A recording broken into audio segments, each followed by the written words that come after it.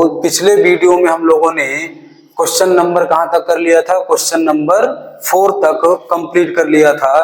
तो आज इस वीडियो में हम लोग उसको आगे बढ़ाते हुए प्रश्नावली 1B का क्वेश्चन नंबर कौन सा सॉल्व करेंगे, क्वेश्चन नंबर 5 को सॉल्व करेंगे। तो क्वेश्चन नंबर 5 है क्या, सामने आपके लिखा होगा √2 एक परिमेय संख्या नहीं है।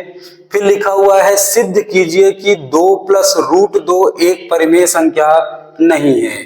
तो हमको सबसे पहले दे रखा है कि √2 एक परिमेय संख्या नहीं है और हमको इसको सिद्ध करना है कि ये परिमेय संख्या नहीं है। तो हमने जो पिछले वीडियो में हम लोगों ने 1 से 4 तक क्वेश्चन पढ़ा था, वहां मैंने यही बताया था कि जिसको हमको हल करना हो कि वो परिमेय संख्या नहीं है, तो पहले उसी नंबर को हम लोग क्या मानेंगे कि यह एक परिमेय संख्या है। तो मान लेते हैं कि माना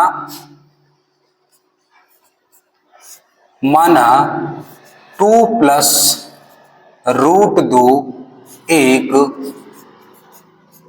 परिमेय संख्या है। अगर ये परिमेय संख्या है तो इसको हम किस रूप में लिख सकते हैं, इसको हम P/Q के रूप में लिख सकते हैं, आप जानते ही होंगे। तो मैं यहां लिख सकता हूं 2 + √2 किसके बराबर हो जाएगा, P/Q के। तो अगर मैं इसके बारे में लिखूं कि P/Q क्या है, तो यहां मैं लिख सकता हूं P व Q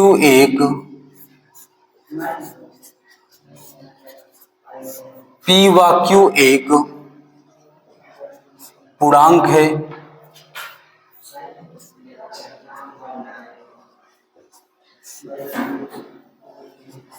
जिनके बीच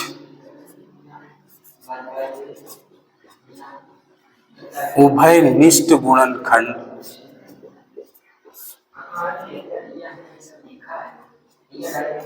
एक है। मतलब दो इस प्रकार की संख्याएं हैं कि P व Q एक पूर्णांक है जिनके बीच उभयनिष्ठ गुणनखंड क्या है, एक है। तो ध्यान से देखते हैं।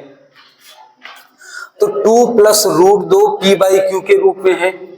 तो अगर P/Q के रूप में है तो मैं क्या लिख सकता हूं, √2 इधर लिखा हुआ है। अब ये जो P/Q है, जो 2 उधर जाएगा क्योंकि 2 हमको पता है एक परिमेय संख्या है, 2 को उधर ले जाएंगे तो क्या हो जाएगा, -2। अब √2 बराबर, अगर मैं एलसीएम लूंगा बच्चों तो Q आएगा, इसके डिवाइड में कुछ नहीं तो 1 रहा होगा, इसका मतलब Q जाके 2 के साथ मल्टीप्लाई कर जाएगा तो कितने Q हो जाएगा, 2Q। इसको समीकरण हम लोग क्या मान लेंगे, 1। अब आप लोग देख रहे होंगे कि P - 2Q/Q तो परिमेय कहलाएगा, लेकिन √2 के बारे में सबसे पहली लाइन में आपको जानकारी दे रखा है कि √2 एक परिमेय संख्या नहीं है। तो मैं समीकरण 1 से कथन लिखूंगा, समीकरण 1 में √2 एक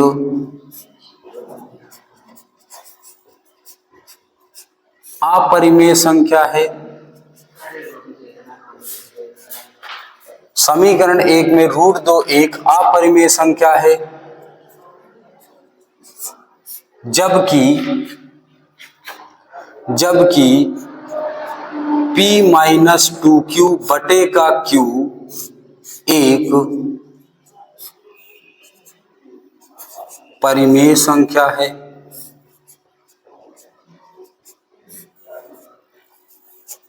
परिमेय संख्या है, अतः हमें पता है कि परिमेय व अपरिमेय संख्या कभी बराबर नहीं होती है, नहीं होती हैं। आगे इस तरफ लिख लेते हैं, नहीं होती हैं। तो फिर मैं क्या लिखूंगा, नहीं होती हैं, इसलिए समीकरण 1 का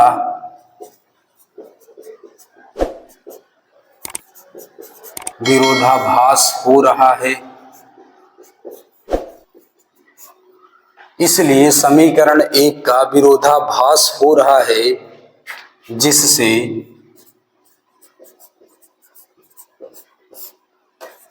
कहा जा सकता है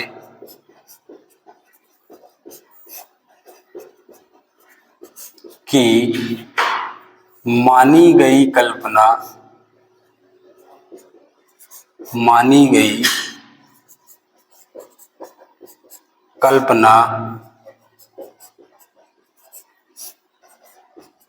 असत्य है।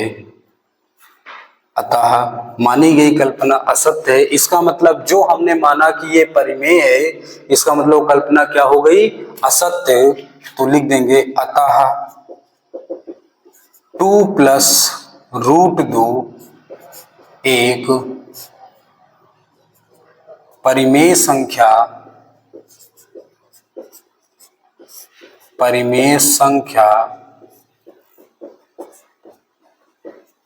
नहीं है। तो इस तरीके क्वेश्चन में बच्चों हमको केवल स्टेटमेंट लिखनी आनी चाहिए और सवाल बहुत बड़ा नहीं होता है। इन सवालों में हमको इस तरीके से स्टेटमेंट लिखना आना चाहिए। तो इस तरीके स्टेटमेंट, तो शुरुआत में हमने जब इसको हल किया आगे तो रूट 2 बराबर p माइनस 2q बटा q आया।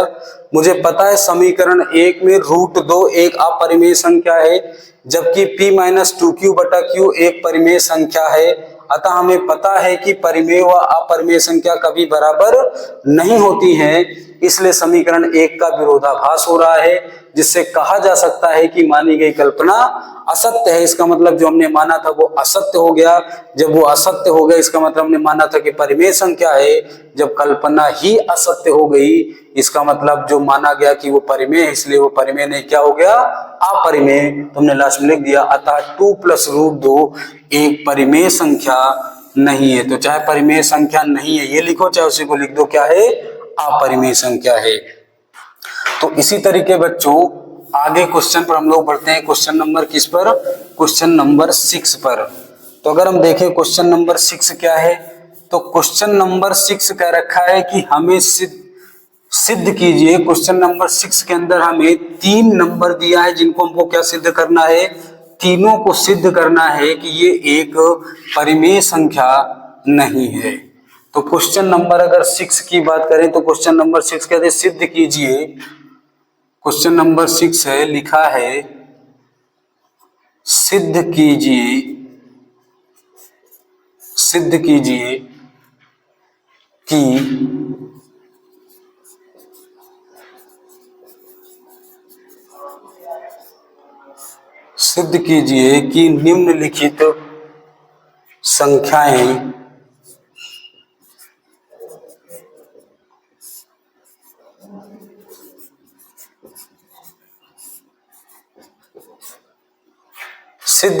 कि निम्नलिखित संख्याएं अपरिमेय है। और इसके अंतर्गत हमको कितने क्वेश्चन हल करना है?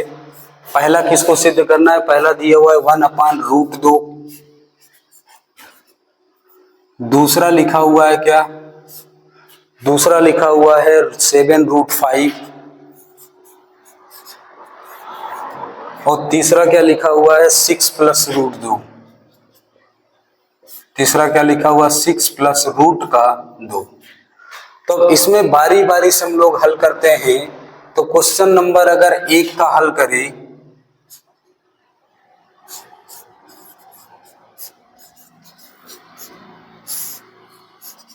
तो देखो हमको पहले ही पता है कि 1/रूट का क्या लिखा हुआ है? 2। तो अगर हम ध्यान से देखें फर्स्ट का हल, तो इसको बोला है कि सिद्ध करो कि ये अपरिमेय है। तो अगर इनको सिद्ध करना कि ये अपरिमेय है तो भैया सबसे पहले इसको हम मान लेंगे क्या? माना 1/√2 एक परिमेय संख्या है। क्या है? परिमेय संख्या है। अगर ये परिमेय संख्या है तो 1/√2 किसके बराबर होगा? p/q के। किसके बराबर होगा? p/q के। अगर मैं इनको और लिखना चाहूं, अगर इनको मैं पलट दूं तो √2 बटे का क्या हो जाएगा? 1 और Q बाई P भी पलट जाएगा तो क्या हो जाएगा Q बटे P। इसका मतलब यहां सिर्फ रूट बचा और Q बाई P भी क्या हुआ, बच गया। इसका मतलब क्या हुआ कि यहाँ जो रूट 2 है वो क्या है, एक अपरिमेय, जबकि Q बाई P भी क्या है, परिमेय। क्यों? क्योंकि अगर मैं 1/2 लिखूं तो भैया जी अगर 1/2 परिमेय संख्या, तो अगर इसको मैं पलट दूं 2/1 तो ये भी तो परिमेय संख्या है। तो अगर किसी परिमेय संख्या को पलट दो तब भी वो क्या रहेगी, परिमेय संख्या। इसका मतलब अगर P बाई Q परिमेय है तो Q बाई P भी क्या होगा, परिमेय कहलाएगा। इसको हम समीकरण क्या मान लेंगे, समीकरण 1। तो अगर अब हम कथन लिखें रूट 2 एक अपरिमेय संख्या है,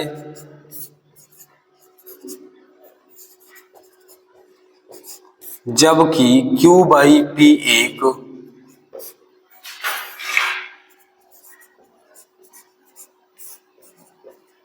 परिमेय है, अतः एक परिमेय व अपरिमेय संख्या, अतः एक परिमेय व अपरिमेय संख्या कभी बराबर नहीं होती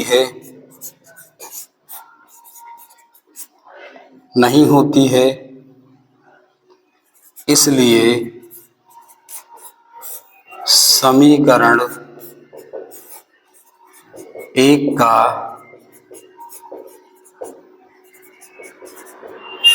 विरोधाभास हो रहा है। क्या लिखा हमने, इसलिए समीकरण 1 का विरोधाभास हो रहा है, जिससे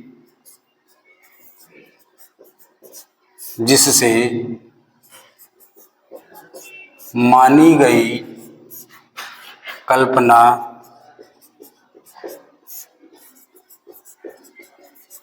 असत्य होती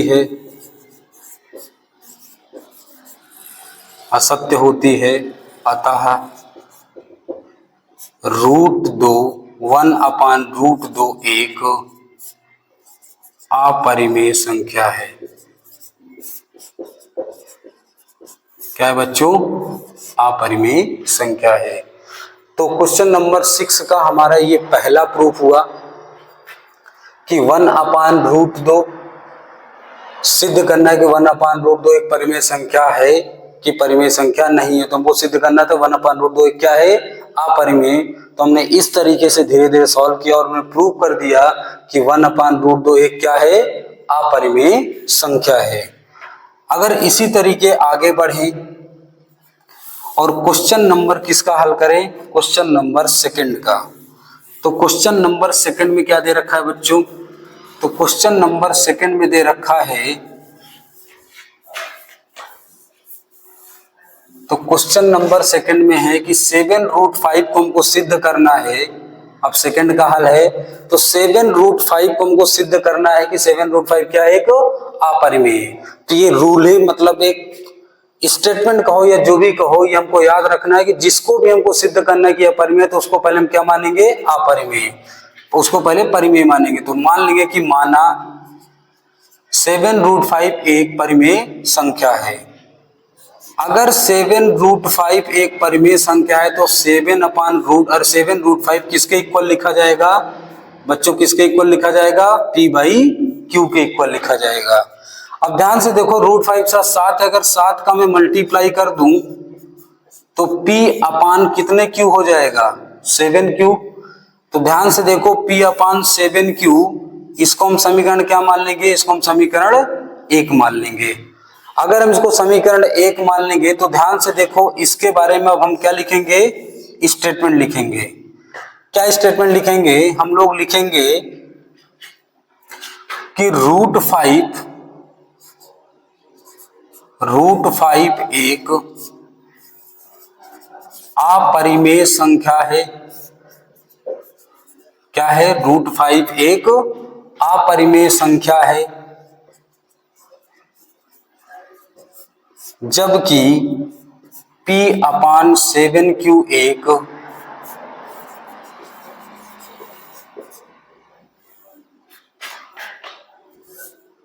एक परिमेय संख्या है। हम जानते हैं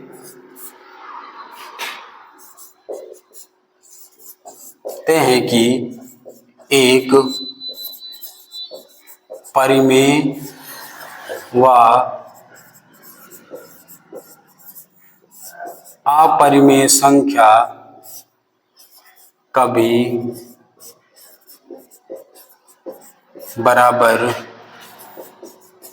नहीं होती हैं। इससे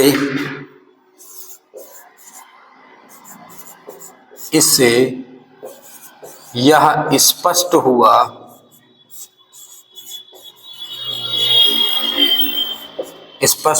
कि समीकरण एक का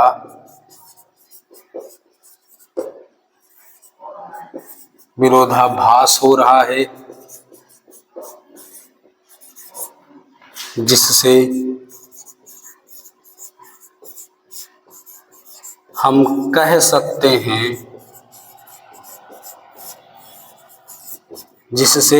सकते हैं कि मानी गई कल्पना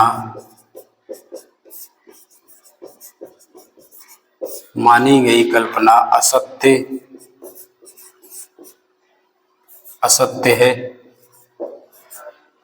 तो लास्ट में हम लिख लेंगे अतः 7√5 एक